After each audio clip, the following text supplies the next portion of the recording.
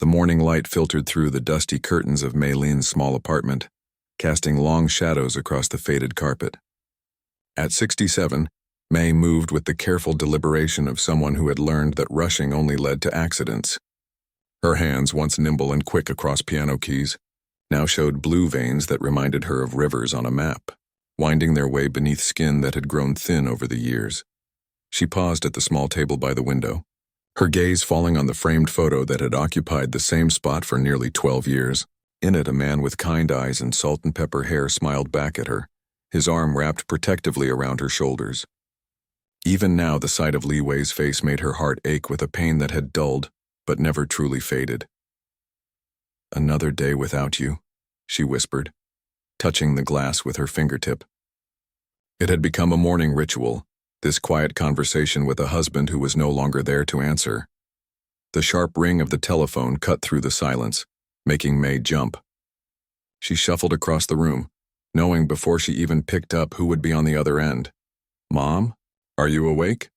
The voice of her daughter, Rachel, came through clear and bright, bursting with that endless energy that May sometimes found exhausting. "I've been up for hours," May lied, glancing at the clock that read 9:30. "What is it now?" Rachel let out a sigh that May could picture accompanying an eye roll. At 35, her daughter still had the same expressions she'd had as a teenager. "I'm calling to remind you about the music program at the community center. It starts today at 11. May felt a flutter of annoyance. "I told you I'm not interested." "Mom, we talked about this. You need to get out more. Meet people. Do things you used to love." May's eyes drifted to the corner of her living room where a sheet covered what was once the centerpiece of her life. For nearly 30 years, she had taught piano from her home, guiding countless fingers over ivory keys, helping students discover the joy that had sustained her own life. Until Wei died. After that, she couldn't bear to hear the music they had shared, the songs he had loved to hear her play. "My arthritis is acting up," May said, flexing her fingers unconsciously. It wasn't entirely untrue. Her joints did ache on damp mornings like this one, but it wasn't nearly as bad as she often claimed. "The center has a program especially for seniors," Rachel pressed on, undeterred. "The instructor is supposed to be very good, very patient. I don't need some young person teaching me how to play Mary Had a Little Lamb," May said sharply. "I was performing Chopin before they were born." "Then go and show them how it's done," Rachel challenged, her voice softening. "Mom, it's been 10 years. Dad wouldn't want this for you." The mention of Wei sent a familiar pang through May's chest. She glanced again at his photograph, wondering if Rachel was right. Would he be disappointed to see how she had withdrawn from everything that once brought her joy? "Just one session," Rachel said, sensing her mother's hesitation. "If you hate it, I promise I won't bring it up again." May sighed, knowing her daughter well enough to recognize that this was a battle she wouldn't win. "Fine, one session, but don't expect me to go back." Rachel's voice brightened immediately. "Great. I'll pick you up in an hour." After hanging up, May stood in the middle of her quiet apartment, suddenly aware of how still everything was, how empty. She walked slowly to the covered piano and lifted one corner of the sheet, revealing glossy black wood underneath. A thin layer of dust had settled on the surface, making her frown. Wei had always kept it polished, proud of the instrument that had been the heartbeat of their home. She let the sheet fall back into place, turning away quickly as if afraid the piano might somehow draw her in if she looked at it too long. In her bedroom, May opened her closet and considered what to wear. Most of her clothes were practical, chosen for comfort rather than style. She pulled out a simple blue blouse and black pants, then paused. At the back of the closet hung a deep purple cardigan, a gift from Wei on their last anniversary together. She hadn't worn it since his funeral. After a moment's hesitation, she reached for it. The soft wool felt familiar between her fingers. She slipped it on over her blouse, surprised to find it still fit well. Looking in the mirror, she saw a flash of the woman she used to be, the one who dressed carefully for her piano recitals, who cared about how she presented herself to the world. She brushed her silver hair, twisted it into a simple bun at the nape of her neck, and applied a light coat of lipstick, another habit she had abandoned after Wei's passing. By the time Rachel's car horn sounded from outside, May almost looked like her old self. Almost. "You look nice," Rachel said, as her mother settled into the passenger seat. There was surprise in her voice and something else. Hope, perhaps. It's just a cardigan, May said dismissively, though she felt a small glow of satisfaction at her daughter's approval. The community center was a 20-minute drive across town, housed in a converted school building that had been renovated to serve the neighborhood. As they pulled into the parking lot, May felt her stomach tighten with anxiety. It had been so long since she had done anything like this, being around strangers, trying something new. "Are you sure this is a good idea?" she asked, her hand frozen on the door handle. Rachel reached across and squeezed her mother's shoulder. "I'm sure, and I'll be right here when you're done. 2 hours, that's all I'm asking." The center was busy with activity. A yoga class letting out, children running down the hallway toward what looked like an art room, elderly men gathered around chess tables in a corner. Rachel guided her mother toward a room at the end of the corridor, where a sign read, "Senior Music Appreciation, All Welcome." "This is it," Rachel said, nudging her forward. "Give it a chance, okay?" Before May could respond, her daughter had already turned to leave, waving over her shoulder. "Have fun. I'll see you at 1. May stood frozen outside the door, listening to the muffled sounds of conversation within. She could turn around now, find a quiet corner to wait until Rachel returned. No one would know the difference, but something, curiosity perhaps, or some long-dormant sense of adventure, made her push the door open instead. The room was arranged in a semicircle of chairs, with about 15 seniors already seated. At the front stood a young man with curly hair and glasses, arranging sheet music on a stand. Along the back wall were several instruments, a few guitars, a violin, some percussion instruments, and in the corner, a worn upright piano that had seen better days. May slipped into a chair at the back, hoping to remain unnoticed. But the young instructor looked up immediately, a warm smile spreading across his face. "Welcome," he called out, his voice carrying a genuine enthusiasm that May found both refreshing and slightly irritating. "You're just in time. We're about to begin." He introduced himself as Jason, explaining that he had studied music education and had been running the senior program for 2 years. "Music is a gift that belongs to everyone," he said, his eyes bright with conviction. "Age doesn't matter. Experience doesn't matter. All that matters is the joy it brings." May resisted the urge to roll her eyes. Young people always thought they knew everything. Wait until life had knocked him around a bit, she thought, then see how much joy remains. Jason began by distributing simple percussion instruments, tambourines, maracas, hand drums, encouraging everyone to follow along as he played guitar and taught them a basic rhythm pattern. May accepted a tambourine but held it limply in her lap, watching as the others, many clearly regulars, shook and tapped with varying degrees of coordination. "Don't worry about getting it perfect," Jason called out, noticing a few hesitant participants. "Music isn't about perfection, it's about expression." This time, May couldn't stop herself from making a small noise of disagreement. Perfection had always been exactly what she'd strived for in her playing, what she'd demanded from her students. The endless hours of practice, the repetition until fingers bled, what had that been for if not perfection? As if hearing her thoughts, Jason's eyes found hers. He paused his playing, studying her with unexpected perceptiveness. "You disagree?" he asked, his tone curious rather than defensive. Put on the spot, May felt her cheeks grow warm. "I just think that discipline matters in music," she said quietly. "It's not all about feeling good." A murmur went through the room as the others turned to look at her. Jason tilted his head, considering her words. "You sound like someone who knows something about music," he said. "Do you play?" "I used to," May replied, already regretting having drawn attention to herself. "A long time ago." Something in Jason's expression changed. A spark of interest, perhaps recognition. He set his guitar down and walked toward the piano in the corner, gesturing for her to join him. "Would you be willing to show us?" he asked. May felt a flutter of panic. "No, I haven't played in years. My hands..."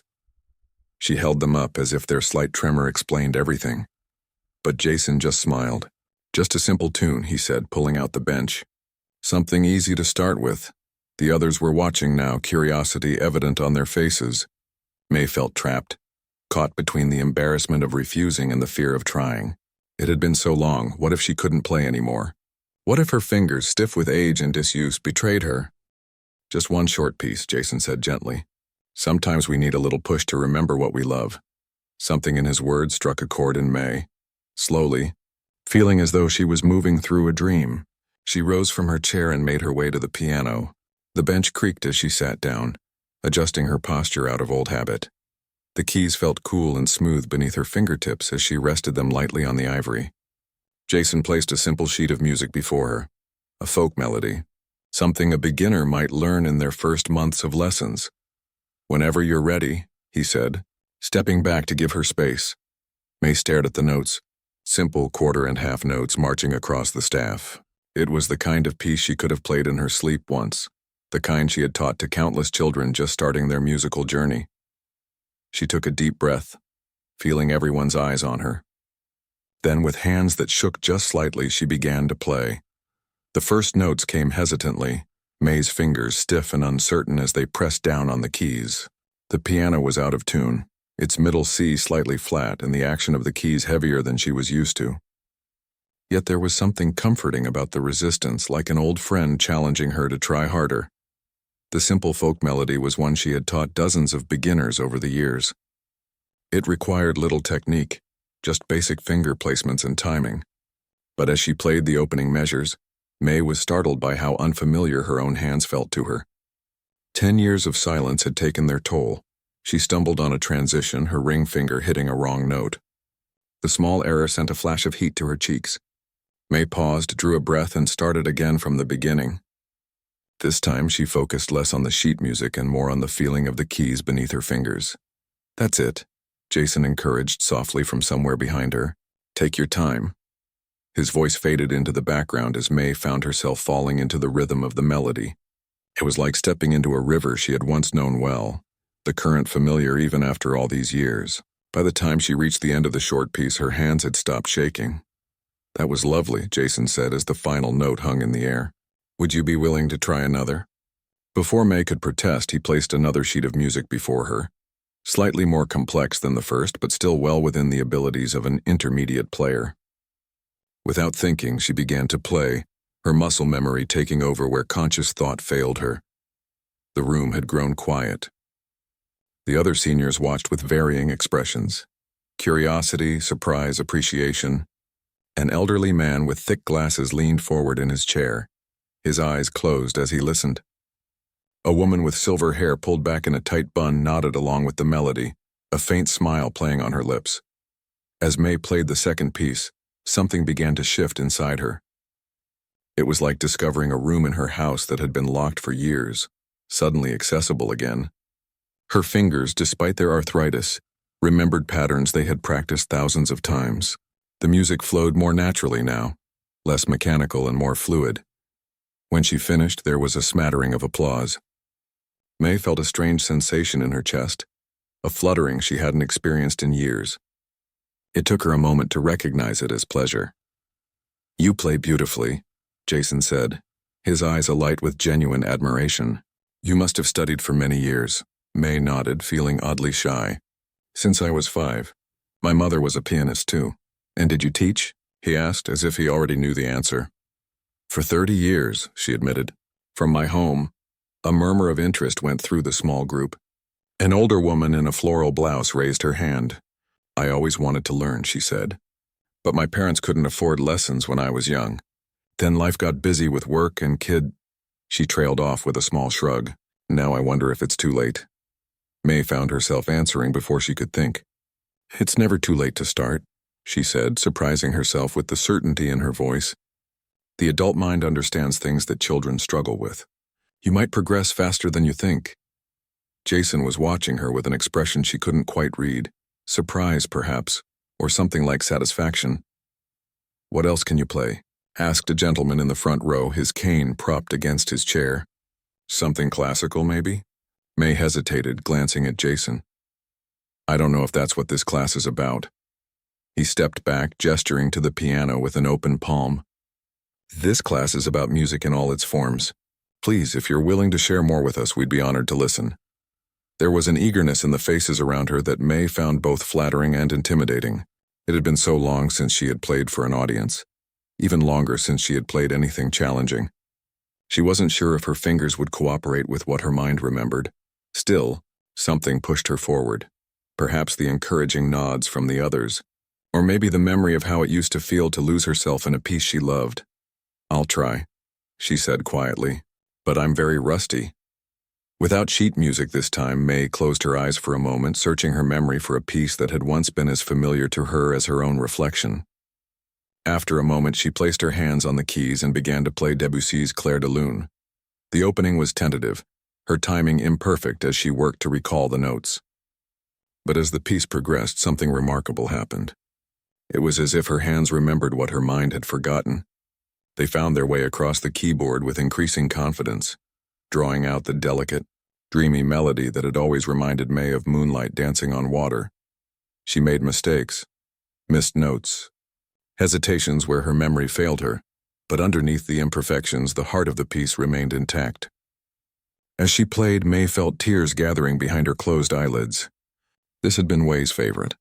On quiet evenings, he would sit in the armchair beside the piano, eyes closed, a glass of whiskey in hand, while she played this very piece. The memory was so vivid that for a moment, May could almost feel his presence in the room, could almost hear his soft hum of appreciation. When she reached the crescendo, her fingers moved with newfound purpose, as if she were playing not for the group of strangers around her, but for him. When the final notes faded away, May opened her eyes to find the room transformed. Several of the seniors had tears streaming down their faces. The woman in the floral blouse was dabbing at her eyes with a tissue. Even Jason stood very still, an expression of wonder on his young face. "That was," he began, then seemed to run out of words. "Beautiful," supplied the man with the cane. "Absolutely beautiful." May felt oddly empty, as if the music had drawn something essential out of her and left it hanging in the air for everyone to see. She hadn't meant to reveal so much of herself, hadn't realized how much emotion she had locked away with the piano. "I haven't played that in over 10 years, she said softly, more to herself than to the others. "You couldn't tell," Jason said, his voice gentle. "It sounded like you play every day." A woman in the back, who hadn't spoken until now, leaned forward. "Why did you stop?" she asked. "With talent like that?" May's hands fell into her lap. "My husband died," she said simply. "He loved music. After he was gone, I couldn't bear to hear it anymore." Understanding nods passed through the group. Many of them, May realized, would know exactly what she meant, would understand the way grief could steal not just a loved one, but the joy of things once shared. "Does it still hurt?" asked the woman with the tissue. "To play, I mean." May considered the question, surprised to find that the answer wasn't as clear as it would have been yesterday. "Yes," she said slowly. "But maybe in a different way now, a way that feels almost necessary." Jason pulled up a chair and sat beside the piano bench. "Music can be healing," he said. "It gives shape to feelings we can't always put into words." "That sounds like something from a greeting card," May said. But there was no bite in her words. He laughed, a warm sound that crinkled the corners of his eyes. "Maybe so. Doesn't make it less true." For the next hour, the session evolved into something different from what Jason had planned. He asked May if she would play a few more pieces, and she agreed, each one coming back to her a little more easily than the last. Between selections, the others asked questions about her training, about the composers, about what it felt like to perform. May found herself talking about things she hadn't discussed in years: the rigorous training of her youth, the competitions she had won as a young woman, the joy of teaching children to love the instrument that had shaped her life. As she spoke, something that had been frozen inside her for a decade began to thaw. "Would you come back next week?" Jason asked as the session drew to a close. "Maybe even share some basic techniques with the group. Several people have mentioned they'd like to learn." May looked around at the faces watching her expectantly.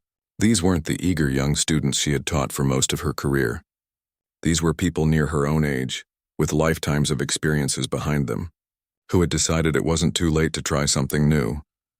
"I don't know if I'd be any good at teaching anymore," she said hesitantly. "I'm not as patient as I used to be." The woman in the floral blouse snorted. "None of us are, dear. But we're not looking to become concert pianists. Just to learn a little, enjoy ourselves."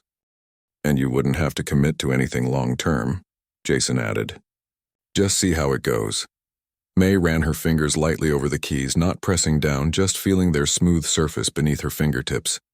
She thought of the covered piano in her apartment, silent for so long. She thought of Wei, of how he used to say that music was her gift not just to him, but to the world. "I'll think about it," she said finally. As the group began to disperse, gathering bags and jackets, several stopped to thank May personally. The man with the cane told her that her playing had reminded him of concerts he'd attended with his late wife. The quiet woman from the back admitted she had almost skipped today's session and was now glad she hadn't. Jason helped May gather her things, his movements unhurried. "You know," he said conversationally, "we have a small recital at the end of each 6-week session. Nothing formal, just a chance for people to share what they've learned, invite family and friends. Is that so?" May said, slipping her cardigan back on. "It might be nice to have a special guest performer," he suggested, his tone deliberately casual. "Someone to inspire the others." May gave him a sharp look. "You're very persistent, aren't you?" He grinned, unrepentant. "It's my best quality. Or my worst, depending on who you ask." Despite herself, May felt a smile tugging at the corners of her mouth. "I'll think about that too," she said. As she made her way to the front of the building where Rachel would be waiting, May was surprised to find her steps lighter than they had been in years. The weight of grief that had become so familiar she hardly noticed it anymore seemed, if not gone, then at least shifted somehow, rearranged to make room for something else, something that felt, against all odds, a little like hope. Rachel was waiting in the lobby, scrolling through her phone.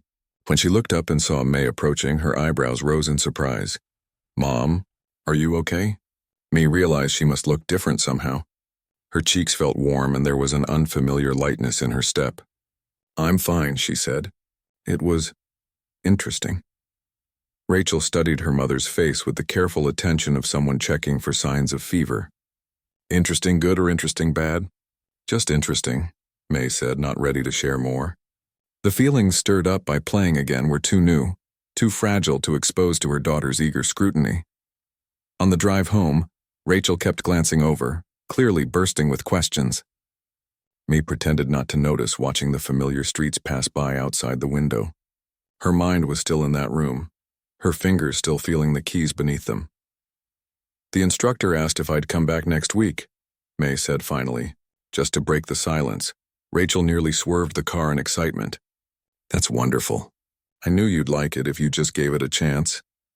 "I didn't say I liked it," May corrected. "I said he asked me to come back, and—" Rachel prompted. "Will you?" May sighed, looking out the window again. "Maybe, I haven't decided." But in truth she had. Even as she spoke, May knew she would return. Something had awakened in her today. Something she had believed was gone forever. It frightened her a little, this reawakening. What else might come back to life if she let it? The joy, yes, but also the pain that had always lived alongside it. When they arrived at her apartment, Rachel walked her to the door. "I can pick you up next week too," she offered. "Same time?"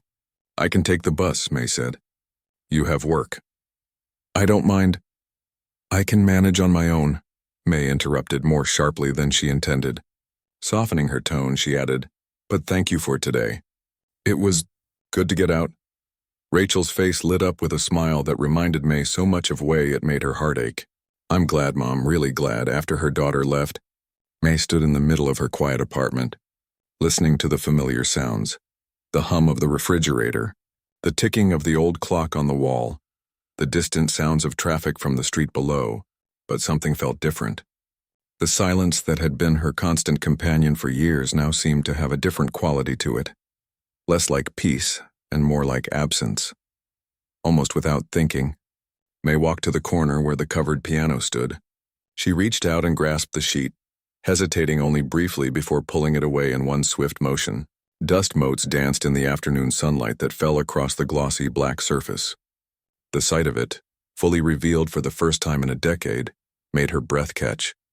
She ran her hand along the smooth wood, remembering how Wei had saved for months to buy it for her 40th birthday. It was a much finer instrument than the worn upright at the community center, a baby grand with a rich, resonant tone that had once filled their home with music. May lifted the cover, revealing the keys that had been hidden for so long. Unlike the piano at the center, this one was still perfectly in tune. We had insisted on having it maintained regularly, even in the last years of his life when money had been tight. "Music keeps us young," he'd say whenever she'd suggested they could save the tuning fee. "It reminds us that beauty still exists in the world." Her fingers hovered over the keys, not quite touching them. Then, gathering her courage, she played a single note, middle C. The sound rang out clear and true. In the quiet apartment, one note became two, then a scale. Then the beginning of Bach's Prelude in C major, a piece she had played countless times, its pattern so ingrained she could play it half asleep. As her fingers found their way across the familiar terrain, May felt tears welling up again. This time she let them come, running down her cheeks unchecked as she played. She wasn't sure how long she sat there, moving from one piece to another, letting the music wash over her. The light changed, the afternoon sun giving way to the golden glow of evening, but still she played on, rediscovering the instrument that had once been an extension of herself.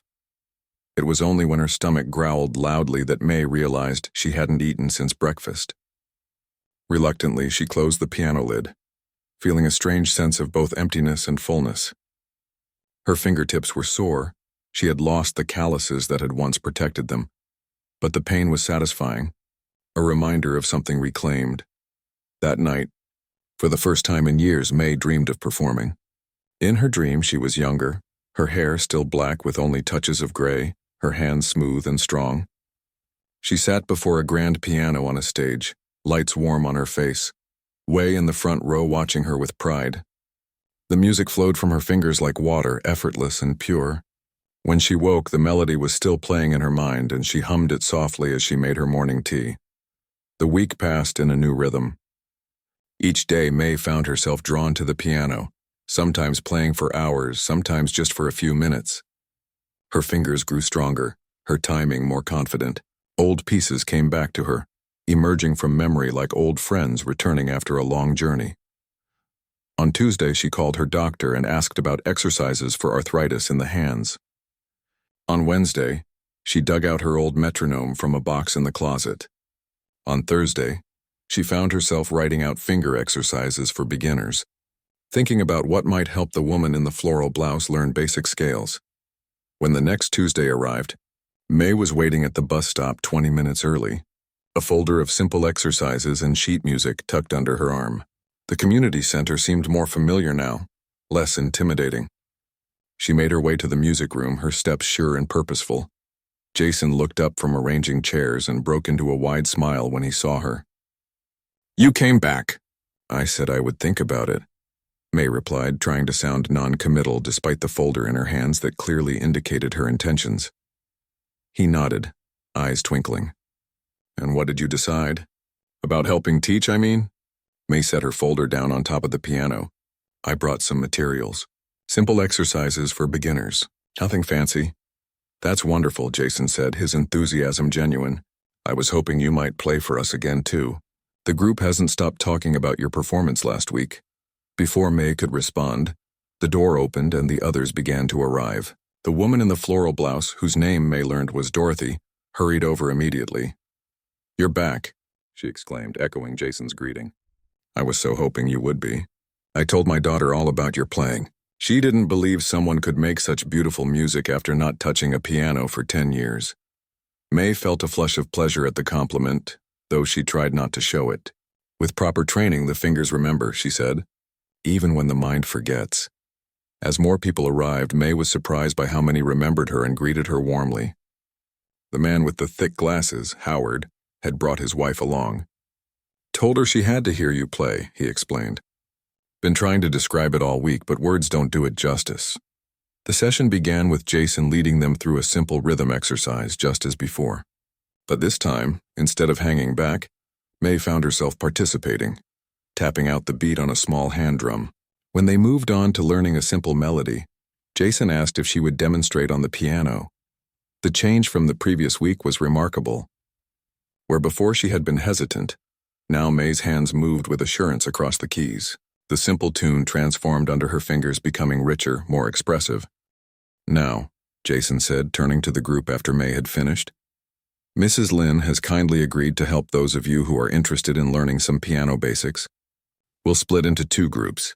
I'll work with those who want to continue with general music appreciation, and Mrs. Lin will take the beginners." May hadn't exactly agreed to this arrangement, but as 5 eager seniors gathered around the piano, looking at her expectantly, she found she didn't mind. Teaching had been her life for so long. It felt familiar, comfortable, like slipping on a well-worn pair of shoes. She began with the basics: proper posture, hand position, the names of the keys. Her students were attentive and earnest, if somewhat clumsy in their first attempts. Dorothy, especially, seemed determined to master the C major scale May had taught them, practicing it over and over with fierce concentration. "Don't press so hard," May instructed, demonstrating the lighter touch needed. "Let your fingers do the work, not your whole arm. Think of it as brushing the keys, not pushing them." By the end of the session, every one of her small group had managed to play a simple 5-note pattern. Their pride in this modest achievement was touching. Dorothy actually clapped her hands in delight when she played it correctly for the first time. "Same time next week?" Howard asked as they were packing up. "My wife wants to join too, if that's all right." May nodded, surprised at how much she was looking forward to it. "Tell her to cut her nails," she said. "You can't play properly with long nails." As people began to leave, Jason approached her, his expression thoughtful. "You're a natural teacher," he said. "They responded to you immediately." May shrugged. "They're motivated. That makes all the difference." "I was thinking," he said, leaning against the piano, "our recital is coming up in a few weeks. I mentioned it before." "I remember." "Well, I was wondering if you might consider being our featured performer. Just 1 or 2 pieces. Something to inspire everyone." May felt a flutter of panic at the thought. Playing for this small, friendly group was one thing. A proper recital with an audience was something else entirely. "I don't think I'm ready for that," she said quickly. "It's been too long." Jason's gaze was steady. "I think you're more ready than you realize. But there's no pressure, just consider it." On the bus ride home, May couldn't stop thinking about his suggestion. A recital. The very idea made her palms sweat. And yet, hadn't she dreamed of performing just a few nights ago? Hadn't it felt so natural, so right? Back in her apartment, she went straight to the piano and opened the lid. This time, instead of playing pieces from memory, she improvised, letting her fingers wander where they would, creating something new. The melody that emerged was wistful at first, tentative, like someone testing uncertain ground. But gradually it grew stronger, more confident, building towards something that felt almost like joy. As the final notes faded away, May realized she had made her decision. She would play at the recital, not just to please Jason or to inspire the others, but for herself, for Way, for the music that had been her life's companion and was now, against all odds, finding its way back to her. The next few weeks passed in a blur of music. May established a routine that would have been unimaginable to her just a month earlier. Each morning she practiced for 2 hours on her own piano, working through pieces she was considering for the recital. 3 days a week she took the bus to the community center, Tuesdays for the regular class, Thursdays and Fridays to give extra help to her eager group of beginners. Dorothy had proven to be the most dedicated of her students, often arriving early and staying late to practice. Her progress was remarkable for someone who had never played before. "You have a natural feel for it," Mee told her one day as Dorothy successfully played a simple waltz they had been working on. Dorothy laughed, the sound warm and genuine. "At 72? I don't think anyone's called me a natural at anything in decades." "Age has nothing to do with it," May said firmly. "Music doesn't care how old your hands are, only how you use them." It was something Way had often said to her when she had complained about her playing in her later years. Hearing the words come from her own mouth now gave May a strange sense of continuity, as if she were passing along not just her knowledge but his wisdom too. Rachel had noticed the change in her mother. She called less often to check on her, but when they did speak, their conversations had a new ease to them. "You sound different," Rachel remarked during one call. "Happier, do I?" May asked, genuinely surprised. She hadn't thought about whether she was happy or not. She had been too busy living. "You do. It's nice. I haven't heard you like this since before Dad died." The observation caught May off guard. Was it true? Had she found her way back to some version of the woman she had been before grief had reshaped her? She wasn't sure, but later that day, as she practiced Chopin's Nocturne in E-flat, major, the piece she had decided to play for the recital, she found herself thinking about The May who had existed before Wei's death would have approached this performance differently. She would have been confident, perhaps even a little proud. She would have practiced methodically, focusing on technical perfection. But the May who sat at the piano now, 10 years later, felt different. There was a vulnerability to her playing, a quality that hadn't been there before. Her fingers knew the notes, but her heart played them differently. 3 days before the recital, May arrived at the community center to find a small crisis unfolding. Jason was on the phone, his expression troubled, while Howard and his wife Joan stood nearby looking concerned. "What's happening?" May asked as she set down her bag. Howard shook his head grimly. "The center's piano is being moved to another location for renovations. Won't be back in time for the recital." May frowned. "But the recital is on Saturday. Where will it be held?" "That's the problem," Joan said. "The room is still available, but there's no piano. Jason's trying to find a replacement, but it's short notice." May listened as Jason finished his call, his shoulders slumping as he hung up. "No luck," he told the small group. "Every rental place is booked. What about electronic keyboards?" Howard suggested. "Surely we could find one of those." Jason nodded, but his enthusiasm was clearly forced. "We could, but it won't be the same, especially for May's performance." They all looked at her, and May felt a weight of responsibility she hadn't expected. These people had worked hard for weeks, preparing for their moment to share what they'd learned. Dorothy had invited her entire family. Howard had been practicing a simple duet to play with Joan. They deserved better than a hastily arranged alternative. The solution came to her suddenly, so obvious she was surprised it hadn't occurred to her immediately. "We could use my piano," she said. Jason's eyebrows shot up. "Your piano?" "It's a baby grand," May explained. "Much better than the one here. My apartment isn't large enough for an audience, but—" She hesitated, then plunged ahead. "We could move it to the center for the recital." "Are you sure?" Jason asked, clearly surprised by the offer. "Moving a piano is expensive, and there's always risk of damage." May thought about the piano that had sat silent for so long, covered and unused while she had wrapped herself in grief. "I'm sure," she said. "It deserves to be played, to be heard," and so it was arranged. May called a professional piano moving company that afternoon. They would collect the instrument on Friday and deliver it to the community center, then return it to her apartment on Monday. The cost was considerable, but May found she didn't mind. It felt right somehow, this gesture. When she told Rachel about her decision, her daughter was quiet for a long moment. "That was Dad's gift to you," she said finally. "You've never even let anyone else touch it." "I know," May said softly. "But I think he would approve. He always said music was meant to be shared." The day before the recital, May visited the community center to check on her piano. The movers had placed it carefully on the small stage at one end of the room, its polished surface gleaming under the lights. She ran her hand along the familiar curves, feeling a swell of emotion. This piano had been at the center of her home for decades, a silent witness to her life with Wei. Their arguments and reconciliations, the lessons she had taught, the countless hours of practice. Now it sat in this new space, ready for a different kind of service. She sat down to play a few notes, checking that the move hadn't affected the tuning. The sound rang out rich and resonant, filling the room in a way the old upright never could. The difference was striking. "It's beautiful," Jason said from the doorway. He had been watching her, a look of appreciation on his face. "The sound is incredible." May nodded, feeling a surge of pride. Wei chose it. He knew nothing about pianos, but he had an ear for quality, saved for years to buy it. Jason came to stand beside the piano. "He must have loved you very much." "He did," May said simply. The words didn't hurt to say anymore, she realized. They felt like a statement of fact, precious but no longer raw. "Are you nervous about tomorrow?" Jason asked, changing the subject. May considered the question. A month ago, the idea of performing in front of an audience would have terrified her.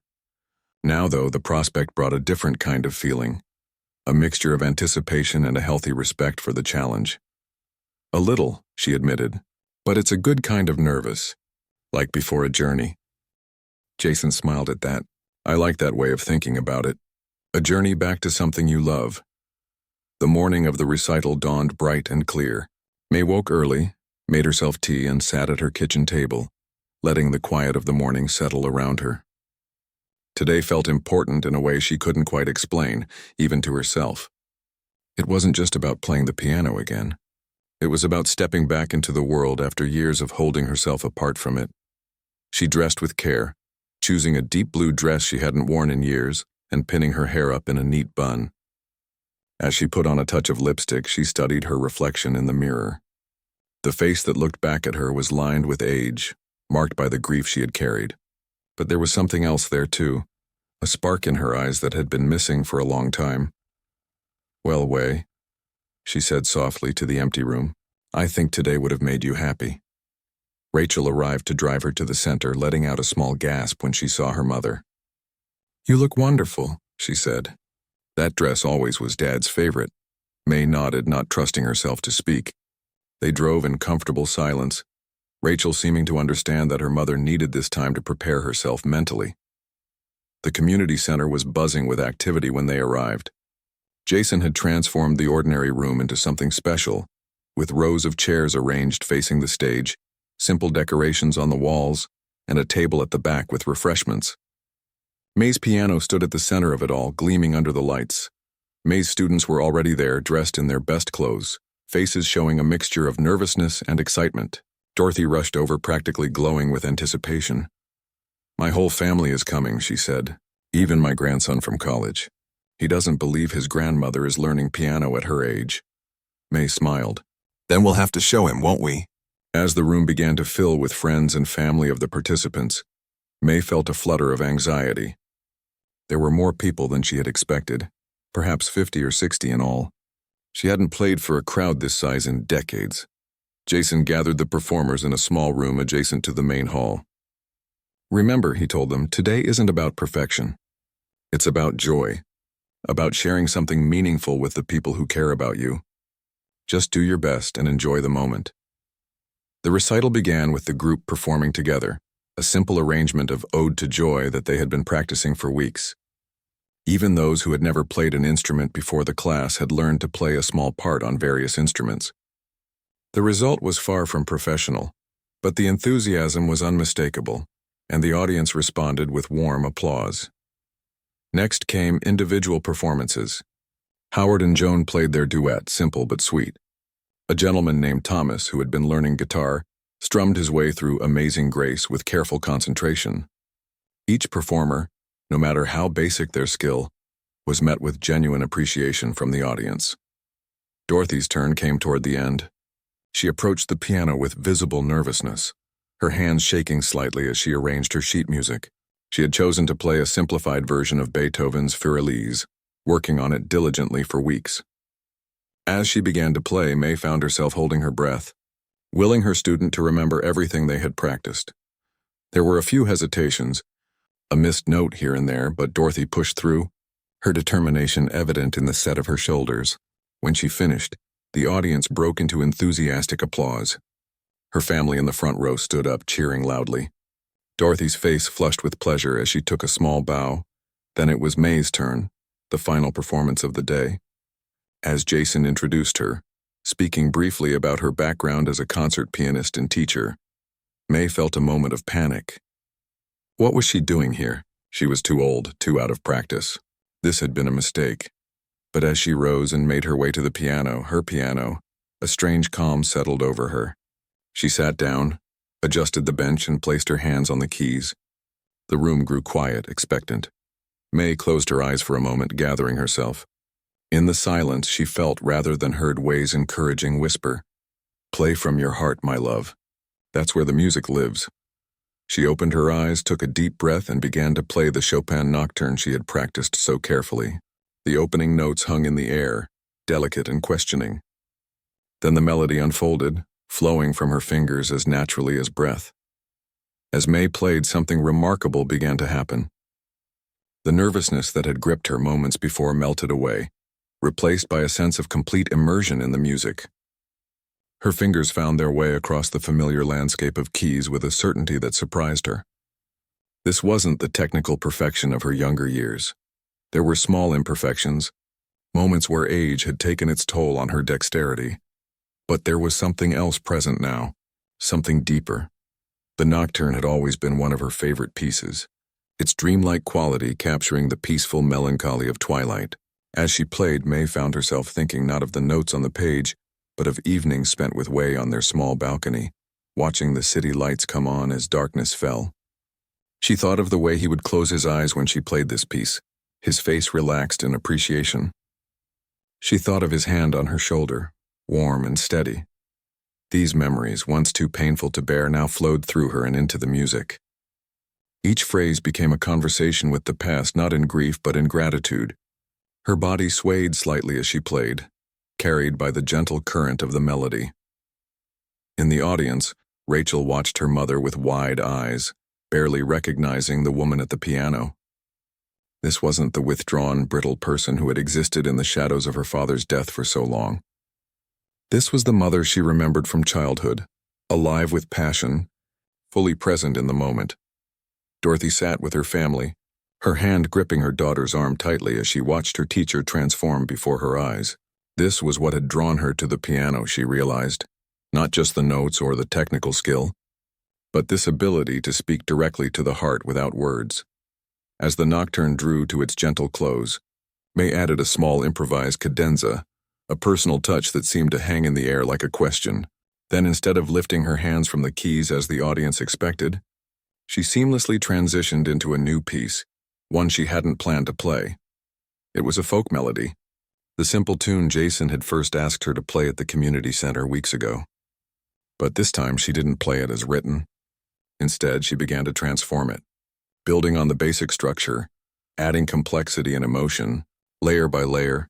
What emerged was something entirely new, a piece that honored the simple beauty of the original while elevating it into something profound.